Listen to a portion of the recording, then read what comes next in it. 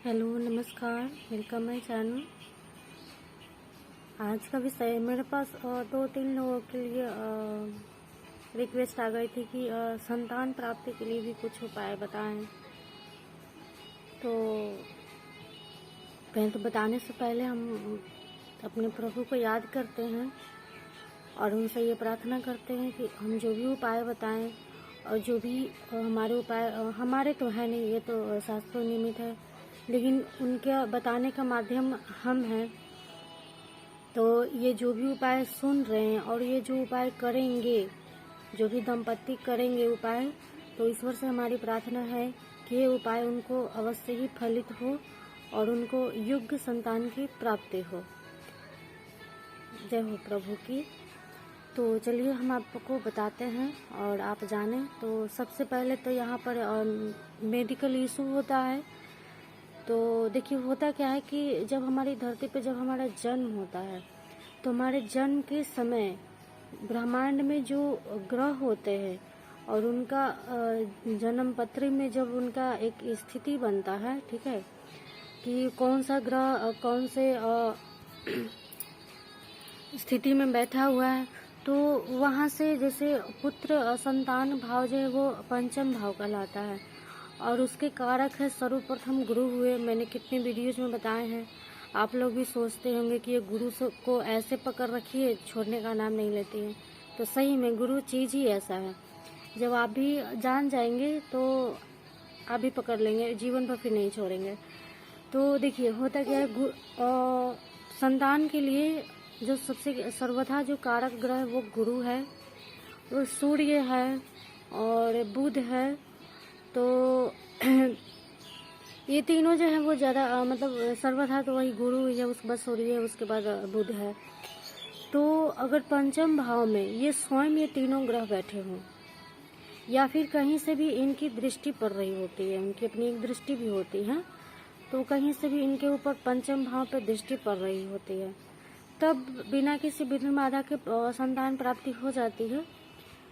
लेकिन प्रॉब्लम होता कब है, जब इस संतान भाव में खुद कोई पापक ग्रह बैठा हो, जैसे कि मंगल हो गए, शनि हो गए, राहु केतु, ये बैठे होते हैं या फिर इनकी दृष्टि पड़ रही होती है। तो ज़्यादातर जो प्रॉब्लम्स आते हैं वो मिसकैरेज वाले आते हैं। और तो ये तो साधारण सी बात हो गई है। लेकिन अगर ये सब बिल्कुल स्टेबल अच्छी स्थिति में होते हैं पत्रिका में, मान लीजिए अगर ये सब सही स्थिति में है, तो कहीं ना कहीं कारण जो होता है वो हमारे घर का जो रीति रिवाज होता है वो कारण बनता है। जैसे होता क्या है कि आपके घर में कुल देवी देवता की पूजा होती होगी, पहले आप पता कर लें, उसके बाद आप उनकी पूजा शुरू कर दें। पता कर लें कि उनकी पूजा कब होती है, क्योंकि बहुत सा हर किसी के यहाँ अलग अलग तरह का नियम होता है कब पूजा होना है।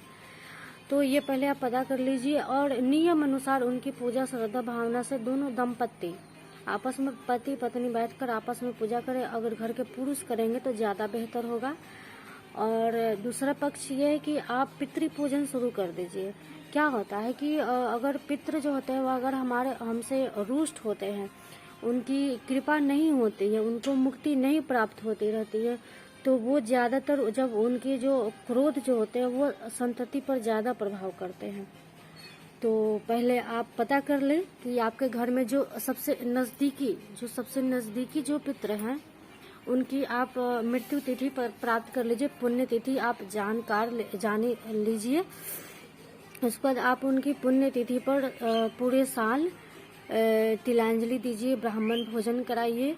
और जब श्राद्ध पक्ष आता है आश्विन मास में, तो उस श्राद्ध पक्ष में भी उनके नाम से आप तिलांजलि कीजिए, श्रद्धांजलि दीजिए, तर्पण कीजिए। और फिर जो पितृ अमावस्या आती है उस पर भी आप संपूर्ण पितरों के नाम पर तर्पण होता है और ब्राह्मण भोजन कराएं।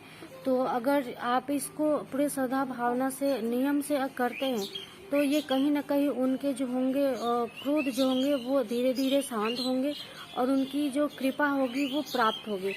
होता क्या है कि जब पितृ जो होते हैं वो नाराज होते हैं तो सबसे पहले वो वंश को वृद्धि नहीं होने देते हैं, ठीक है। यही सबसे बड़ी प्रॉब्लम हो जाती है। और इन सब के बावजूद मेडिकल स्टेबल भी होता है, मेडिकल जो हमारी जो त्रुटियां होती हैं उनको भी देखना होता है। लेकिन अगर ये सब सही है तो आप इन चीज़ों को करके देखिए। और इसके बाद भी अगर और भी कुछ उपाय है तो वो एक संतान गोपाल मंत्र होता है, ठीक है। संतान गोपाल मंत्र होता है, कृष्ण जी का मंत्र है। ये ज़्यादा लंबा नहीं है, बस छोटा सा है। इनका आप दोनों दंपति करना चाहते हैं, पूरे पति पत्नी करना चाहते हैं तो ठीक है, और नहीं तो स्त्री हैं, घर की पत्नी है, माँ जो बनना चाहती हैं वो ये करे। तो आप किसी भी शुक्ल पक्ष में, ठीक है, किसी शुक्ल पक्ष में दिन रविवार होना चाहिए और उस दिन सप्तमी तिथि होनी चाहिए, ठीक है। दिन रविवार हो और सप्तमी तिथि हो, ये दोनों योग बने तो शुक्ल पक्ष में आप इस दिन का संकल्प लेकर के, एक अच्छी प्रार्थना लेकर के कि हमें एक योग्य संतान की प्राप्ति हो, इस मनोकामना से हम ये इस मंत्र का जाप कर रहे हैं और बिना किसी विघ्न बाधा के हमें संतान सुख की प्राप्ति हो, ऐसी प्रार्थना करके आप इस मंत्र का जाप करना शुरू कर दें। और हो सके तो आप उस दिन व्रत भी रहे, क्योंकि व्रत तो श्रद्धा का भावना का चीज होता है, तो रह लें और उस दिन मंत्रों का आप जाप करें। एक एक माला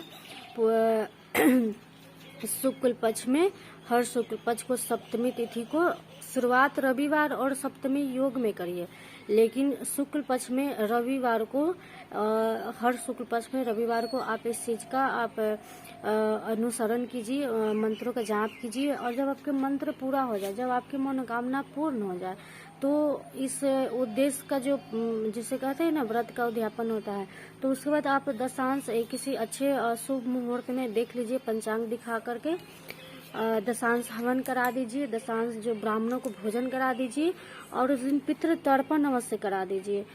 तो करके देखिए साल भर के अंदर में इसके क्योंकि काफ़ी सारे एस्ट्रोलॉजरों के ये मत हैं कि इसके काफ़ी अच्छे रिजल्ट्स मिलते हैं। हालांकि मैं तो अभी इस क्षेत्र में नहीं हूँ, तो मैं पहली बार ही ये चीज़ बता रही हूँ आपको। तो अगर आप मुझे सुन रहे हैं कभी भी किसी भी क्योंकि आज हम रिकॉर्ड कर रहे हैं, लेकिन ये तो जब तक रहेगा, जब तक मतलब यूट्यूब रहेगा तब तक ये वीडियो रहेगी। तो जो भी मुझे सुन रहे हैं आप करके देखिए, और जब आपको योग्य संतान प्राप्त हो जाए तो इसका रिव्यू मुझे अवश्य दिया कीजिए।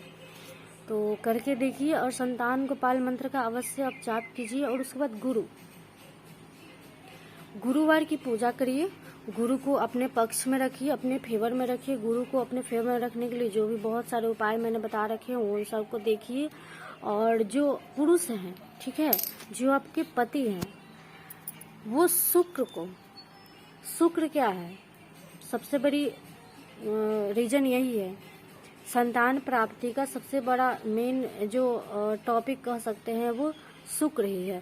तो शुक्र क्या है, ऑब्वियसली शुक्राणु, तो यही है संतान प्राप्ति के लिए, यही है सबसे बड़ा क्या कह सकते हैं इसको टॉपिक है।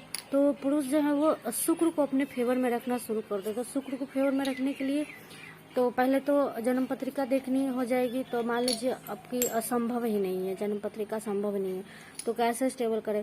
तो शुक्र को बेहतर बनाने के लिए श्री सुक्तम पाठ हो गया, लक्ष्मी आराधना हो गई, दुर्गे आराधना हो गए, और फिर जो आम जो जनजीवन में जो शुक्र से संबंध यानी कि स्त्रियों का सम्मान करें, और शुक्रवार को हो सके तो व्रत करें, और क्या कर सकते हैं, दान वगैरह भी कर सकते हैं।